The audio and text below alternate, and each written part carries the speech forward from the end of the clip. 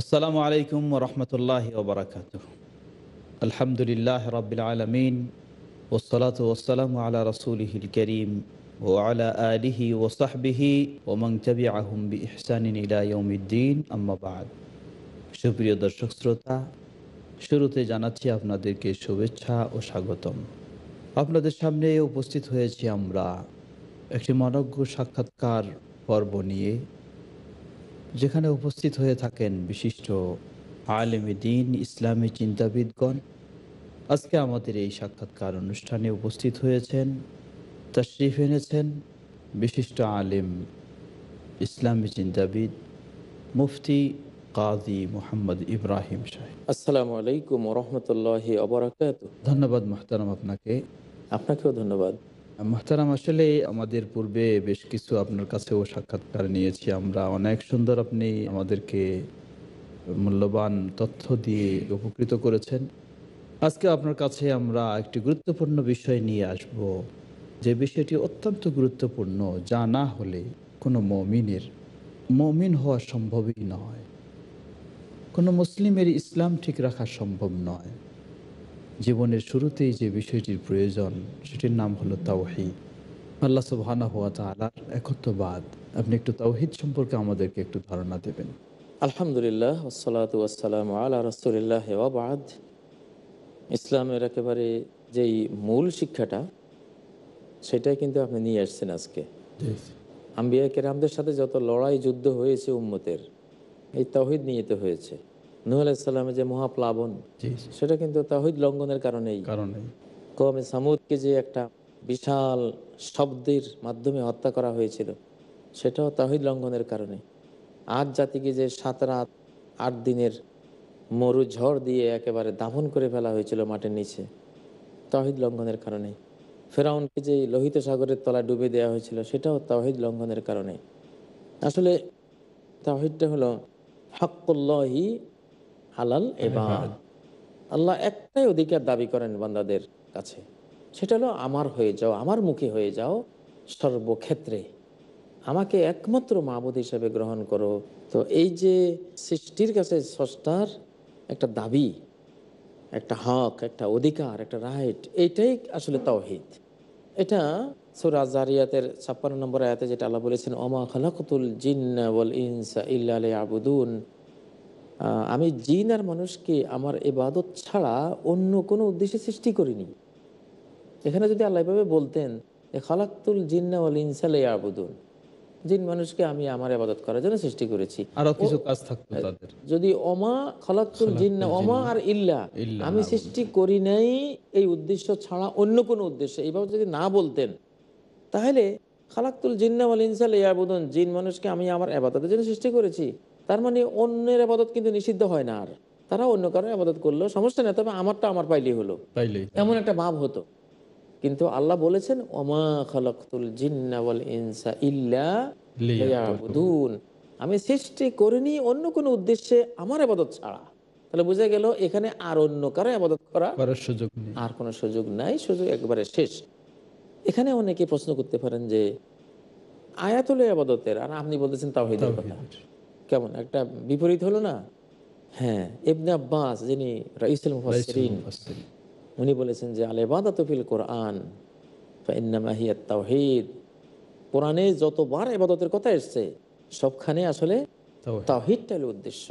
যেই কোনো ইবাদত করলেই এটা ইবাদত হবে না যতক্ষণ সেটা শুধু আল্লাহর জন্য করা না হবে। আল্লাহর জন্য করা হচ্ছে, আরেকজনের জন্য করা হচ্ছে, এটা ইবাদত না। জিনিসটা ইবাদতের, সেজদা সে আল্লাহকেও দিল, সেজদা সে মূর্তিকেও দিল, মাজারকেও দিল, অন্য কোনো সৃষ্টিকেও দিল, এটা ইবাদত হলো না। কারণ ইবাদত হতে হলে অন্য কোনো মাখলুক এখানে শরিক থাকতে পারবে না। যেই মাত্র শরিক হলো, এটা আর ইবাদত থাকলো না, এটা হয়ে গেল শিরক, এটা হয়ে গেল মূর্তি পূজা। দেখেন, এখন প্রশ্ন করতে পারেন যে তাহলে আল্লাহকে তো আমি একটা সেজদা তো করলাম, কম হইলেও আমি না আরেকজনকে সেজদা দিলাম বা নাইবা দিলাম, কিন্তু ওনাকে তো একটা সেজদা আমি দিয়েছি, তো এটা কেমনে ইবাদত হলো না? কারণ এটা এই জন্য ইবাদত হলো না যে আল্লাহ বলে দিয়েছেন, এটা হাদিস সহিহ মুসলিমে আছে, আনা আগনা শুরাকা আনিশ শিরক, মান আমিলা আমালান আশরাকা ফিহি মাইয়া গায়রি গায়রি তারাকতুহু ওয়া শিরকা। শিরকা। আমি কোনো অংশীদার ভিত্তিক কোনো জিনিস আমি নেই না, আমার কোনো শেয়ার এবং কোনো Clear বলে পার্টনারশিপের দিয়েছেন কোনো আল্লাহ। কাজে আমি নাই। আমি পার্টনারশিপ থেকে বেনিয়াজ, অভাবমুক্ত। যে ব্যক্তি কোনো কাজ করলো সেখানে কাউকে কিছু অংশ দিল, বাস আমি তার আমল, তার ওই পার্টনারশিপ সব বাদ দিয়া সব ওরে দিয়ে দিই। সে যারা আমার সাথে শরিক করেছে এটা তার, এখানে আমি ভাগ বসাবো না, ভাগের জিনিস আমি নেব না, আমি পুরাটা নেব। আমি পুরাটা তোমাকে দিয়েছি, তোমার অস্তিত্ব আমার দেওয়া, তোমার রিজিক আমার দেওয়া, তোমার যা তুমি ভোগ করো এই পৃথিবীতে সব তো আমার দেওয়া। তো সেখানে তো কারো কিছু এক চুল পরিমাণ, এক অণু পরমাণু পরিমাণও তোমার অস্তিত্বে কারো কোনো অবদান নাই আমি ছাড়া, তো আমি তোমারটা ভাগে নিব কেন? আগনাস শুরাকানিশ শিরক। যেহেতু আল্লাহ তাআলা বলেন যে আমি কোনো শরীকানার জিনিস আমি নেই না, অতএব আল্লাহকে দিলে ফুল দিতে হবে। যখনই শিরিক হবে তখন ওইটা ফুল আল্লাহ শেষ, ফুল বাতিল। ওই শরীককে দিয়ে দিবেন, বাতিল করে দিবেন, আর ওইটা আল্লাহর হলো না। এই জন্যই এবাদত মানেই হলো তাওহীদ। সমগ্র কোরআনে যেমন সূরা ফাতিহা ইয়াকা না'বুদু ওয়া ইয়াকা নাস্তাঈন, ওই ইবনে আব্বাস এখানে তাফসীর করেছেন ইয়াকা নুওয়াহিদু, আমরা আপনার তাওহীদ পালন করি সমস্ত ইবাদত বন্দেগী ইত্যাদির ক্ষেত্রে। তা এবং সমগ্র কোরআনের প্রত্যেকটা সূরা এসেছে মূলত আসলে হয় তাওহীদকে প্রতিষ্ঠা করার জন্য, না হয় তাওহীদবাদীদের কি ফজিলত সেটা প্রতিষ্ঠা করার জন্য, না হয় তাওহীদের বিষয় কি কি আছে, সালাত, যাকাত, হজ, সিয়াম, হিজাব, হালাল হারাম কি কি তাওহীদের সাথে সংশ্লিষ্ট এগুলি বয়ান করার জন্য, আর নতুবা তাওহীদের বিরুদ্ধে যারা গেছে তাদের শাস্তির জন্য, বা তাওহীদ বিরোধী কাজ তারা কি কি করে সেগুলি বয়ান করার জন্য। অর্থাৎ তাওহীদ কেন্দ্রিক গোটা সমগ্র কোরআনটাই কোরআন মাজিদ তাওহীদেরই শুধু। জি তাওহীদেরই এখানে মানে আলাপ মুহতারাম, আলোচনা। আসলে তাওহীদ আমরা জানলাম, নিঃসন্দেহে এটি একটি অত্যন্ত গুরুত্বপূর্ণ এবং জীবনের মূল বিষয়। তো এই তাওহীদকে ভালো করে উপলব্ধি করার বোঝার জন্য কি তাওহীদের কোনো প্রকারভেদ বা এরকম আছে কিনা? আমরা ছোটবেলায় শুনতাম তৌহিদি জনতা এক হও, একটা মিছিল টিছিলের মধ্যে এই তাওহীদ নামটা শুনতাম শুধু মিছিলে গেলে। এই যে 16-17 বছর যে মাদ্রাসায় আমরাও পড়লাম, একটা সবকও কিন্তু তাওহীদের উপরে পাইনি না হুজুররা আমরা। দিলেন না আমরা পেলাম। তাওহীদ কি শুধু শুনতাম মিছিলে গেলে, তৌহিদি জনতা এক হও, তো এই। আর দুই একটা কবিতার মধ্যে তাওহীদ কি আমানত সিনো মে হামারে, উর্দুতে যে তাওহীদের আমানত আমাদের সিনাতে আছে, আসা নিহি মিটানা নাম ও নিশা হামারা, আমাদের নাম নিশান মিটানো সহজ না, আর তাওহীদ আছে। তাওহীদ কি এটা তো কোনোদিন না আমরা জানছি না, আমাদেরকে জানানো হয়েছে। তো বড় হওয়ার পরে আলহামদুলিল্লাহ যখন আল্লাহ তাআলা তৌফিক দিলেন জানার, তখন সুবহানাল্লাহ আমরা কোথায় আর, আমাদের তাওহীদ জিনিসটা আল্লাহু কোথায়। আকবার। তো এটা বড় দুর্ভাগ্য, কারণ যে বলেছেন তাওহীদের প্রকার, অবশ্যই তো প্রকার আছে। তাওহীদের ৩টা প্রকার, এটা তো উলামা ও তাওহীদ যারা তারা সবাই কোরআনের কোরআন ও আলোকে, সুন্নাহ থেকে কোরআন এই সুন্নাহ ৩ প্রকারের তাওহীদই আল্লাহ বলেছেন। একটা হলো তাওহীদুর রুবুবিয়্যা, আরেকটা হলো তাওহীদুল উলুহিয়্যা, আরেকটা হলো তাওহীদুল আসমাই ওয়াস সিফাত। কি সুন্দর একটা জিনিস। তো তাওহীদুর রুবুবিয়্যা যদি আমরা আসি, রব মানে কি? সৃষ্টিকর্তা, ২ নম্বর পালনকর্তা, ৩ নম্বর আইনদাতা, ৪ নম্বর তিনি শাহানশাহ, মালিকানার, বিশ্বজাহানের সব কিছুর মালিক তিনি, ৫ নম্বর নির্বাহী ক্ষমতা, সকল কাজ তার নির্দেশে তার অর্ডারে বিশ্বজাহানে হয়ে থাকে। তো এই যে অর্থগুলি রবের মধ্যে, এইগুলি বিশ্বাস করাকেই বলা হয় তাওহীদুর রুবুবিয়্যা। যদি আমরা সংক্ষেপে বলতে চাই, বাংলা ভাষায় বলবো, যিনি দেন সব তিনি তিনি হলেন রব। হলেন রব। মাশাআল্লাহ। সব দিবেন তিনি, আমার অস্তিত্ব ওনার দেওয়া, রুহটা ওনার দেওয়া, আমার অঙ্গ প্রত্যঙ্গ সব ওনার দেওয়া, এবং এই দেহটা আমি যেসব খাদ্য দিয়ে আল্লাহ বাঁচিয়ে রাখছেন সেই জিনিসগুলিও তারই ওনার দেওয়া, যে অক্সিজেন দিয়ে জীবনটা দেহ রক্ষা চলছে পাচ্ছে সেটাও সেটাও আল্লাহর। ওনার দেওয়া। আমার ভিতরে যে ভালোবাসা আছে, যে বুদ্ধি আছে, যে মেধা আছে, যে চিন্তা আছে, যে হাসি, যে কান্না, আধহাকা ও আবকা, হাসিটা ওনার দেওয়া। হাসতে তো জানতাম না, উনি যদি হাসিটা না দিতেন চুপচাপ ভেবে বসে বসে কথা বলতাম। কারণ হাসতে পারা, কলা গাছ কি হাসতে পারে? আল্লাহ কলা গাছকে হাসি দেন নাই, তার হাসি নেই। আল্লাহ আমাদেরকে হাসি দিয়েছেন। সব কিছুই এগুলি সব আল্লাহর দান।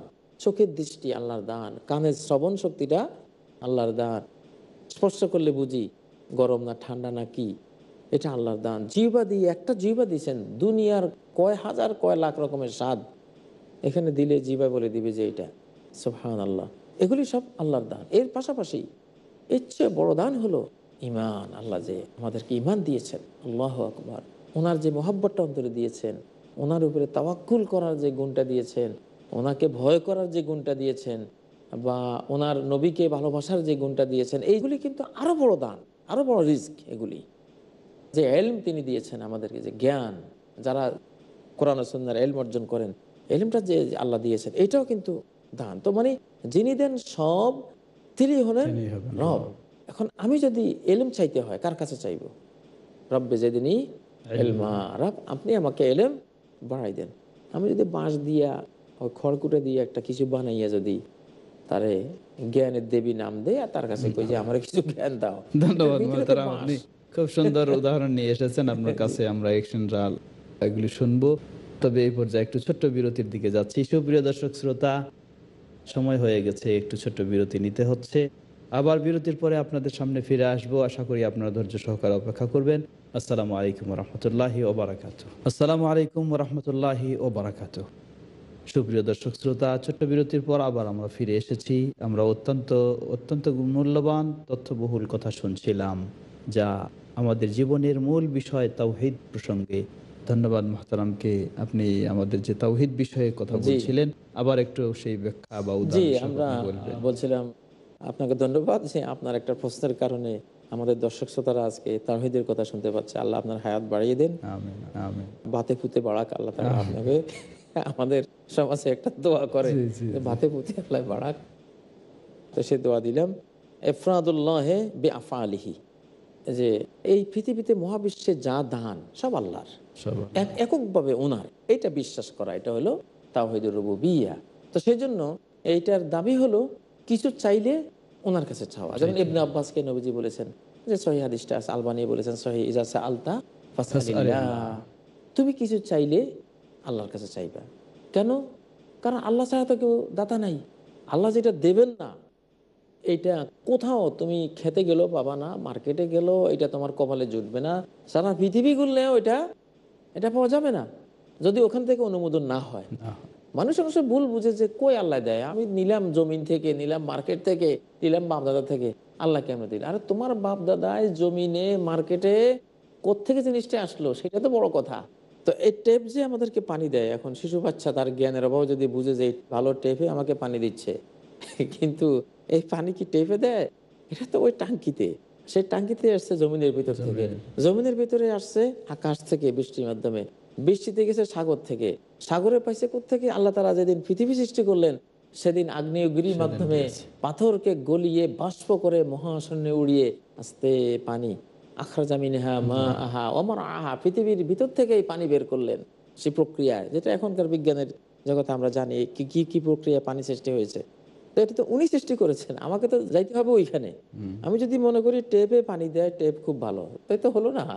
একটা গরুর দৃষ্টি আর মানুষের দৃষ্টি কি এক সমান? কখনো হতে পারে গরু না। একটা ঘর দেখলে মনে করে এটা ঘর, এটা দেখলাম, বাস এই পর্যন্ত তার নজর, তার জ্ঞান। আর মানুষ ঘরটা দেখলে তার জ্ঞানে বলবে এটা কে বানিয়েছে, একজন না একজন তো এটা মালিক আছে, কবে বানিয়েছে, কি দিয়ে বানিয়েছে, সে কোত্থেকে পেয়েছে, কত সূত্র আবিষ্কার করবে। তা মানুষের জ্ঞান তো সেটা। তোর এই মহাবিশ্বে অমাবিকুম মিন নি'মাতিন ফামিনাল্লাহ, মিনাল্লাহ। যত কিছু ভোগ করো সব আল্লাহর আল্লাহ পক্ষ সুবহানাহু। থেকে। এই জন্য তাওহীদের রুবুবিয়্যার দাবি হলো ইজা সাআলতা ফাসআলিল্লাহ, কিছু চাইলে আল্লাহর কাছে চাইবা। হৃদয়ের সোয়াল একজনের কাছে, আল্লাহর কাছে। মুখের সোয়াল যদি কিছু পাওয়া না যায়, অন্তর ঠিক রেখে মানুষের কাছে হাত পাতা যাবে, এই নিয়তে যে আল্লাহ হয়তো এর মাধ্যমে আমাকে দিবেন। এই জন্য একজন ধনীর কাছে একজন গরিব লোক হাত পাততে পারবে যদি তার হাজাত থাকে, কিন্তু কলবের সোয়ালটা হবে শুধু আল্লাহর কাছে, যে আল্লাহ তার মাধ্যমে তুমি আমাকে দাও। সে পরিবেশক, যে নবীজি বলতেন ইন্নামা আনা কাসিমুন আল্লাহু আল্লাহু ইউতি, ইউতি। সহিহ বুখারী সহিহ হাদিস, যে আমি হলাম একজন পরিবেশনকারী, আমি কিন্তু হুম, দাতা না।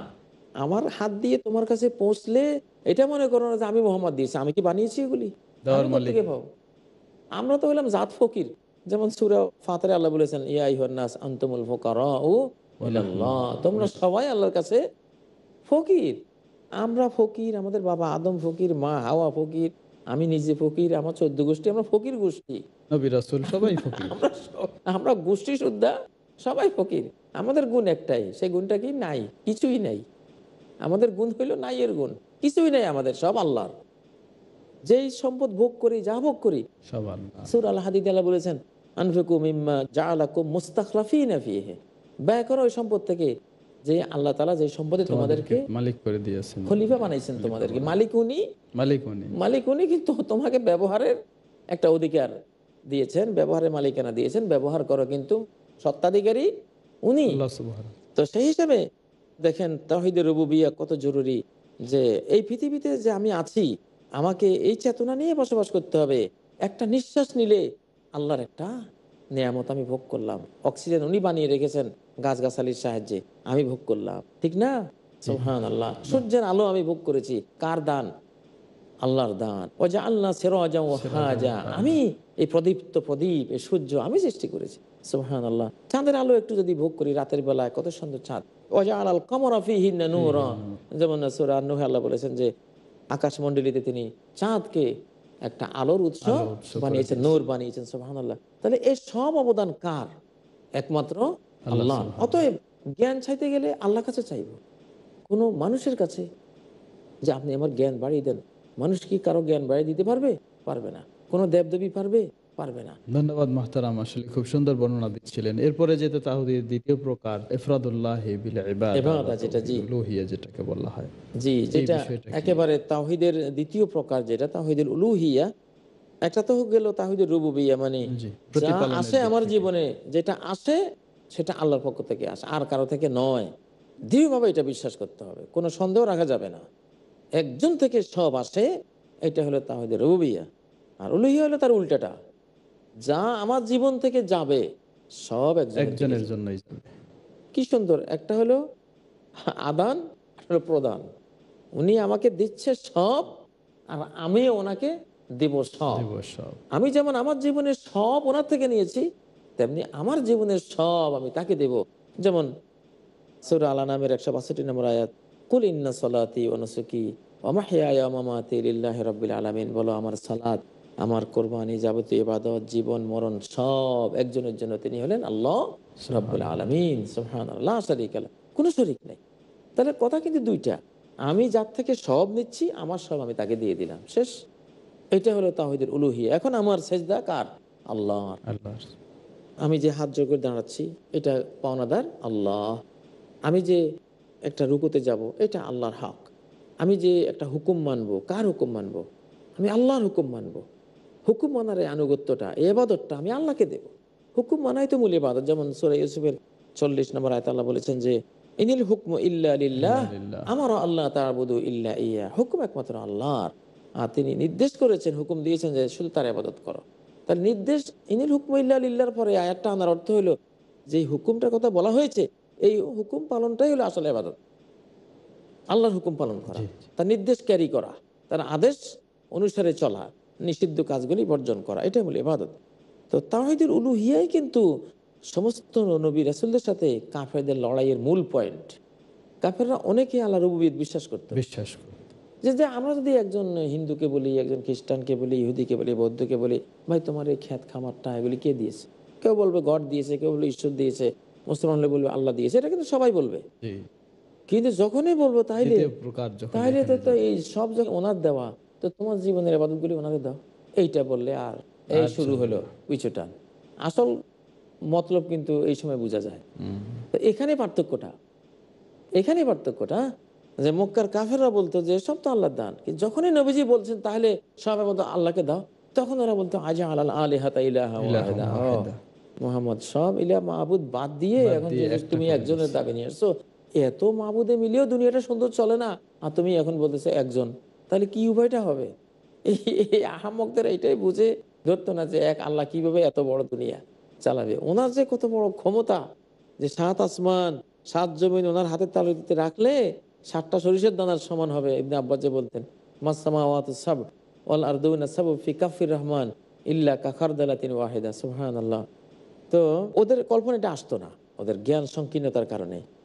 তো যাই হোক, তাওহীদুল উলুহিয়া হলো আমার জীবনে যা মান্নত করবো সব আল্লাহর জন্য, যা সেজদা দিব, ইবাদত করব, নামাজ পড়বো, রোজা রাখবো, আমি হুকুম পালন করব, আইন পালন করব, সব আল্লাহর নামে। ফাসল্লি লিরাব্বিকা ওয়ানহার, তুমি তোমার রবের জন্য সালাত পড়ো, তোমার রবের জন্য কোরবানি করো। আমার যদি কোনো মান্নত মানার ইচ্ছা হয়, আমি ইন্নী নাযারতু লির-রহমানি সাওমা, যেমন মারিয়াম বলেছেন আমি রহমানের জন্য একটা রোজার মানত করেছি, আমার মান্নতটা আল্লাহর জন্য হবে, আমার জবাইটা আল্লাহর জন্য হবে, আমার সমস্ত ইবাদত বন্দেগী, জেহাদ করলে আল্লাহর জন্য করব, আমি যদি কোনো কিছু ব্যয় করি সেটা আল্লাহর জন্য করব, আমি যদি সংসার করি সেই সংসার জীবনটাও একটা ইবাদত, আল্লাহর হুকুমের ভিতরে যদি আমি করি তো সেটা জি। আল্লাহ আমাকে এই জন্য সওয়াব দিবেন। আমি যদি সামাজিক জীবনটাও আমার আল্লাহর, রাষ্ট্রীয় জীবনটা আমার আল্লাহর জন্য। ধন্যবাদ মুহতারাম। তাহলে জি। তাওহীদের দুটি প্রকার আমরা জানলাম, আরেকটি প্রকার রয়েছে যেটি তাওহীদ জি। আল আসমা ওয়াস সিফাত বলা হয়, জি বা এই প্রকার সম্পর্কে একটু আপনি বর্ণনা দিবেন। জি তাওহীদুল আসমা ওয়াস সিফাত যেটা, সেটা হলো আল্লাহর নামসমূহ এবং গুণাবলীর একত্ববাদ। অর্থাৎ আল্লাহ তাআলার যে নামগুলি আছে এগুলির মধ্যে আর কেউ শরিক নাই। যখন আল্লাহর নাম হিসেবে কোনো একটা নাম প্রস্তাবনায় আসবে বা কোরআন সুন্নাহে আসবে, তখন এই নামের মতো মানুষের নাম থাকতে পারে, কিন্তু যেখানে বলা হচ্ছে এই নামটা আল্লাহর, এটা এক অসীম গুণাবলীর নির্দেশক একটা নাম, তখন এই নামের মধ্যে মানুষের কেউই, কোনো সৃষ্টির কেউই আর আল্লাহর সাথে শরীক হতে পারে না।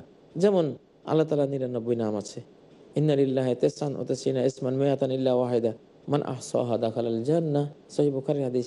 আল্লাহ তাআলা 99টি নাম আছে, এগুলি যে ব্যক্তি মুখস্থ করবে, বুঝবে এবং এগুলি দিয়ে আল্লাহর কাছে দোয়া প্রার্থনা করবে, যেমন আল্লাহ বলেছেন সূরা আল আরাফের 180 নম্বর আয়াতে, ওয়ালিল্লাহিল আসমাউল হুসনা ফাদউহু বিহা, আল্লাহর রয়েছে পরম সুন্দর নামসমূহ, তোমরা ওইসব পরম সুন্দর নাম দিয়ে আল্লাহকে ডাকো।